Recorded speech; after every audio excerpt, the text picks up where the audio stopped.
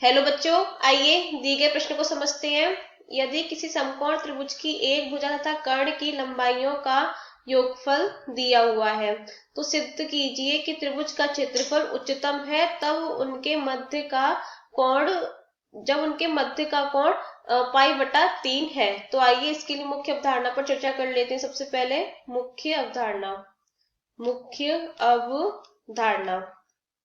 सबसे पहले समकोण त्रिभुज का क्षेत्रफल क्या होता है। समकोण त्रिभुज का क्षेत्रफल बराबर होता है, और क्या होता है, 1/2 गुणा आधार गुणा ऊंचाई।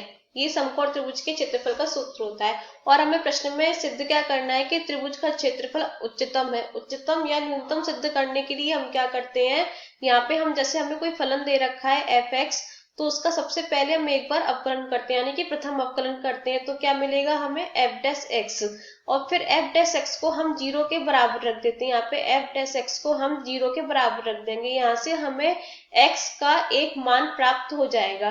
फिर उच्चतम अथवा न्यूनतम ज्ञात करने के लिए, यानी कि उच्चिष्ट अथवा निम्निष्ट ज्ञात करने के लिए हम क्या करते हैं, यहाँ पर जो फलन होता है उसका दोबारा से हम अवकलन करते हैं। तो क्या हो जाएगा, तो f'(x) हमें मिलेगा, और उसका मान हम x बराबर जो भी हमें यहाँ पे x का मान प्राप्त होता है वो मान हम f'(x) में रख देते हैं। तो हमें यहाँ पे एक मान प्राप्त होता है जो कि या फिर धनात्मक होगा या ऋणात्मक होगा, इनमें से कोई एक होगा। अगर यहाँ पे ये धनात्मक होता है तो निम्निष्ट है, निम्निष्ट यानी कि न्यूनतम। अगर यहाँ पे ये ऋणात्मक प्राप्त होता है तो ये मान उच्चिष्ट होगा, यानी कि अधिकतम। तो इस तरह से हम अधिकतम अथवा न्यूनतम मानों की गणना करते हैं। तो हमें प्रश्न में क्या दे रखा है, यदि किसी समकोण त्रिभुज की एक भुजा तथा कर्ण की लंबाइयों का योगफल दिया हुआ है। तो यहाँ पे सबसे पहले हम समकोण त्रिभुज की रचना कर लेते हैं। यहाँ पे ये हमने एक समकोण त्रिभुज बना लिया है जिसका एक कोण कैसा होता है, 90 अंश का होता है। एक कोण 90 अंश, इसको हम नाम दे देते हैं ABC। ये वाला कोण हम थीटा मान लेते हैं, और ये वाली जो भुजा है इसको मान लेते हैं y, और इसको मान लेते हैं, कर्ण को मान लेते हैं x। अब हमें प्रश्न में क्या दे रखा है, यहाँ पर प्रश्न में हमें समकोण त्रिभुज की एक भुजा कर्ण तथा दूसरी भुजा का योगफल दे रखा है। उस योगफल को हम यहाँ पे z मान लेते हैं। माना z बराबर क्या हो जाएगा, z बराबर हो जाएगा x धन y। यहाँ पे हम लिख सकते हैं दिया है। अब हम यहाँ पे समकोण त्रिभुज का क्षेत्रफल ज्ञात कर लेते हैं। तो यहाँ से हम लिखेंगे समकोण त्रिभुज ABC का क्षेत्रफल बराबर क्या हो जाएगा, समकोण त्रिभुज का क्षेत्रफल A बराबर ले लेते हैं 1/2 गुणा आधार कितना है BC, और ऊंचाई कितनी है, ऊंचाई है AB। तो यहाँ पे हम मान रख देते हैं A बराबर 1/2, BC का मान कितना है हमारे पास में, BC का मान है 22, और AB का मान अभी हमें पता नहीं। तो यहाँ से हम पाइथागोरस प्रमेय से ज्ञात कर सकते हैं। तो पाइथागोरस प्रमेय से क्या हो जाएगा, पाइथागोरस प्रमेय क्या होती है, कर्ण का वर्ग बराबर लंब का वर्ग धन आधार का वर्ग। तो यहाँ से मान रख देते हैं, कर्ण क्या होगा, यहाँ पे सबसे बड़ी भुजा होती है समकोण त्रिभुज की, तो कर्ण हो जाएगा AC का वर्ग बराबर लंब AB का वर्ग, और धन आधार क्या है BC, तो BC का वर्ग। यहाँ से हमें AB का मान ज्ञात करना है। तो AB का वर्ग बराबर क्या हो जाएगा, AC का वर्ग पक्षांतर कर देंगे, AC का वर्ग माइनस BC का वर्ग। यहाँ पे मान रख देते हैं। तो AB का वर्ग बराबर हो जाएगा, AC का मान कितना है हमारे पास में, x है, x² माइनस BC कितना है, y²। तो यहाँ से AB बराबर कितना हो जाएगा, AB बराबर हो जाएगा अंडर रूट के अंदर x² माइनस y²। तो यहाँ से हम AB का मान रख देते हैं। A बराबर क्या हो जाएगा, 1/2 गुणा y गुणा अंडर रूट के अंदर x² माइनस के y²। अब हम यहाँ पे दोनों तरफ वर्ग कर देंगे। तो यहाँ से हम लिखते हैं दोनों तरफ वर्ग करने पर तो क्या मिलेगा, हमें वर्ग कर देंगे तो a का वर्ग a² बराबर 1/2 का वर्ग 1/4 गुणा y का वर्ग y² गुणा under root x² minus y² का वर्ग करेंगे तो क्या हो जाएगा, वर्ग से अंडर रूट कट जाएगा, तो ये कितना बचा, x² माइनस के y²। अब हम यहाँ पे क्या करेंगे, इसे हम दे देंगे समीकरण 1। इसे हमने समीकरण दे दिया, और यहाँ पे x का मान निकाल लेते हैं। x बराबर क्या हो जाएगा, z माइनस y हो जाएगा। तो हम क्या करेंगे, यहाँ पर मान रख देते हैं समीकरण समीकरण 2 से, इसे हम समीकरण 2 बोल देते हैं, समीकरण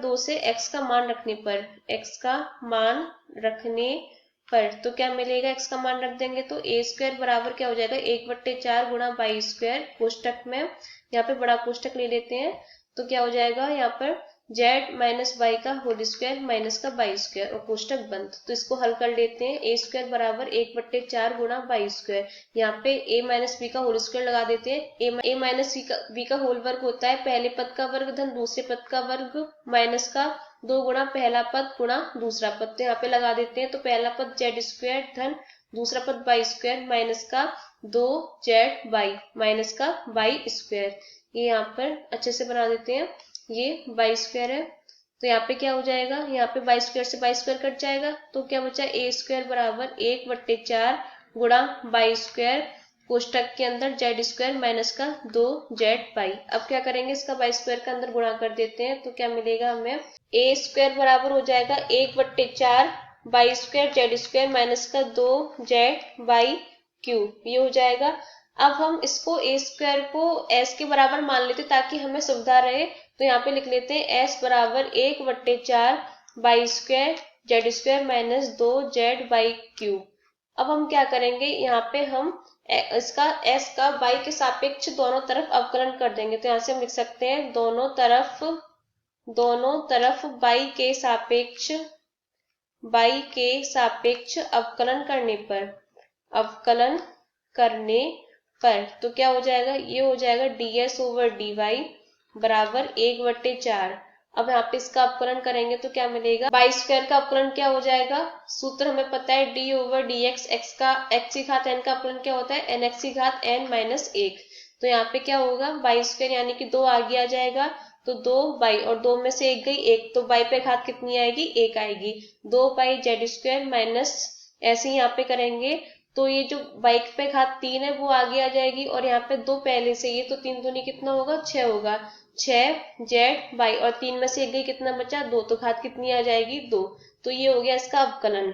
अब हम क्या करेंगे, जो ds/dy है इसको हम 0 के बराबर रख देते हैं, जिससे हमें y का मान प्राप्त हो जाएगा, तो क्या करेंगे हम, ds/dy बराबर 0, तो यहाँ से क्या हो जाएगा 1/4 2 बाई z स्क्वायर माइनस की 6z स्क्वायर बराबर 0, यहाँ से अब हमें 2z कॉमन मिल रहा है, तो 2z/4, यहाँ से क्या क्या बचा, z माइनस के कितना बचा 3 बाई बराबर 0, यहाँ से जो अचर पद है वो 0 में चला जाएगा, तो यहाँ पे क्या बचेगा z माइनस 3 बाई बराबर 0।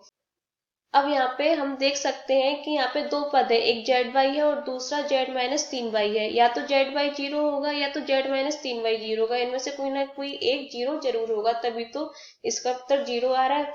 तो यहाँ से z/y है वो 0 नहीं हो सकता है, क्यों, क्योंकि z है वो योगफल है 2 भुजाओं का, तो योगफल तो कभी भी 0 नहीं होता है, और y यहाँ पर क्या है, y यहाँ पर त्रिभुज की एक भुजा है जो भी 0 नहीं हो सकती है, तो यहाँ पे z माइनस 3y को ही 0 होना पड़ेगा, तो यहाँ से हमें क्या मान मिलेगा y का, y बराबर हमें मिल जाएगा z/3, इसे हम नाम दे देंगे समीकरण 3, तो इसे हमने समीकरण 3 नाम दे दिया है। अब क्या करेंगे, इसको हम लिख सकते हैं z बराबर 3y। अब समीकरण 1 हमने क्या माना था, समीकरण 1 हमने z बराबर x धन y माना था, तो हम समीकरण 1 से z का मान रख देते हैं, समीकरण 1 से z का मान रखने पर तो क्या मिलेगा, हमें z का मान रख देंगे तो x धन y बराबर 3y, तो यहाँ से क्या हो जाएगा x धन y माइनस 3y बराबर 0, तो यहाँ से हो जाएगा हमारे पास में x बराबर 2y, हमने माइनस 2y का पक्षांतर कर दिया है। हम क्या करेंगे, x बट्टा y बराबर 2,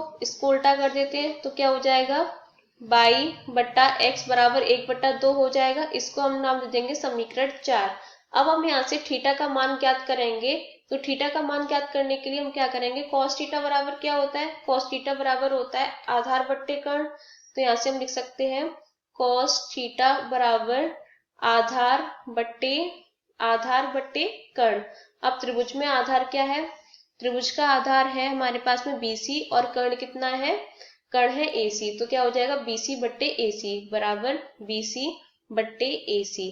और बराबर बीसी का मान कितना है त्रिभुज में, त्रिभुज की भुजा कितनी दे रखी है बीसी, बीसी हमें दे रखी है 22 और एसी हमें दे रखी है x। तो यहाँ से क्या हो जाएगा 22/x। तो यहाँ से cos थीटा बराबर कितना आ गया 22/x। या इसको हम इस प्रकार भी लिख सकते हैं बराबर 22/x बराबर cos थीटा। इसे हम नाम दे देंगे समीकरण 5। अब यहाँ पे हम देख सकते हैं जो समीकरण 4 और समीकरण 5 में दोनों जगह 22/x का मान है, तो दोनों को बराबर कर देंगे। तो यहाँ से लिख सकते हैं समीकरण 4 बराबर समीकरण 5। तो क्या हो जाएगा यहाँ पे हो जाएगा cos थीटा बराबर 1/2। और cos में 1/2 किसका मान होता है, cos π/3 का मान 1/2 होता है। तो यहाँ पे हम 1/2 की जगह cos π/3 लिख सकते हैं। तो क्या हो जाएगा cos थीटा बराबर cos π/3। तो यहाँ से थीटा बराबर कितना हो जाएगा π/3। तो हमें यहाँ से थीटा का मान प्राप्त हो गया है π/3। तो यहाँ पे हम लिख सकते हैं थीटा बराबर हमें क्या मिला π/3। तो अब हम इसके बाद क्या करेंगे, अब पर s का पुनः अवकलन करेंगे। s का पुनः y के सापेक्ष अवकलन करने पर, y के सापेक्ष अवकलन करने पर तो हमें क्या मिलेगा, हमने एक बार अवकलन किया था तो उसी का हम दोबारा अवकलन कर देंगे। तो d2s/dy² हमें मिलेगा बराबर क्या हो जाएगा, एक बार अवकलन किया था तो कितना आया था हमारे पास में 1/4 2/z² - 6z/2। तो इसको हम दोबारा से अवकलन कर देंगे। इसमें भी हम इसी सूत्र का प्रयोग करेंगे। तो क्या मिलेगा हमें बराबर 1/4 हो जाएगा और कोष्टक के अंदर 2z²। यहाँ पे y का अवकलन 1 हो जाएगा तो यहाँ पे बचेगा 2z²। यहाँ से हम लिख सकते हैं d/dy इंटू y बराबर कितना, यहाँ पे d/dy y है बराबर 1 हो जाएगा। और यहाँ पे क्या बचेगा 6 गुणा, यहाँ पे 6 था पहले तो क्या हो जाएगा यहाँ पे y² का अवकलन कितना हो जाएगा 2y हो जाएगा। तो यहाँ पे हम लिख देते हैं गुणा 2y और गुणा में z, क्योंकि d/dy y² का अवकलन क्या होगा dy होगा। हमने उसी सूत्र का प्रयोग किया है h⁻n वाले सूत्र का। अब यहाँ से इसको सरल कर लेते हैं। तो हमें क्या मिलेगा d2s/dy² बराबर हो जाएगा। तो यहाँ पे क्या हो जाएगा, यहाँ पे हम 2 को वैनिश ले लेते हैं तो 2/4 z² - के 6/z। अब हम यहाँ पर 2 से 4 2 बार कट जाएगा और यहाँ पे अब y का मान रख देते हैं समीकरण 3 से। समीकरण 3 हमारे पास में क्या था, समीकरण 3 था y बराबर z/3। तो क्या हो जाएगा समीकरण 3 से y का मान रखने पर तो क्या मिलेगा, y का मान रख देंगे तो d2s/dy² बराबर 1/2 z² - के 6z/3 गुणा z। ये हो जाएगा 3 से 6 2 बार कट जाएगा तो क्या मिलेगा d2 यहाँ पे हम ये और लिख देते हैं y बराबर z/3। तो d2s/dy² y बराबर z/3 पर क्या होगा 1/2 z² - के 2z²। अब इसका मान क्या आएगा, z² में से 2z² घटाएंगे तो क्या मिलेगा हमें माइनस का z² मिलेगा। तो क्या हो जाएगा माइनस का z²/2 जो कि क्या है ऋणात्मक है। अगर ऋणात्मक होता है तो फलन कैसा होता है, फलन अधिकतम अथवा उच्चिष्ट होता है। हमने मुख्य अवधारणा में पढ़ा था फलन उच्चिष्ट या अधिकतम होता है। तो यहाँ पे हम कर देते हैं इसको फलन उच्चिष्ट है, यानी कि यहाँ पे जो क्षेत्रफल हमने S माना था वो कैसा है अधिकतम है। यहाँ पे हम लिख देते हैं अधिकतम। तो यहाँ से हम क्या लिख सकते हैं, अतः दिए गए त्रिभुज का या समकोण त्रिभुज का क्षेत्रफल अधिकतम होता है। कब अधिकतम होता है, जब हमने थीटा का मान कितना निकाला था π/3 निकाला था। जब उसके कर्ण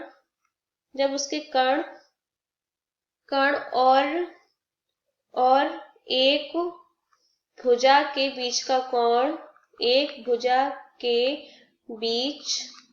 बीच का कोण कितना होता है π/3 है। तो हमें प्रश्न में क्या सिद्ध करना था, हमें प्रश्न में यही सिद्ध करना था कि त्रिभुज का क्षेत्रफल उच्चतम है या अधिकतम है जब उनके मध्य का कोण कैसा है, पाई/3 है। तो यही सिद्ध हो गया है। तो यहाँ से हम लिख सकते हैं यही सिद्ध करना था, यही सिद्ध करना था। तो यही हमारा उत्तर हो गया है। आशा करते हैं कि आपके प्रश्न समझ में आया होगा। धन्यवाद।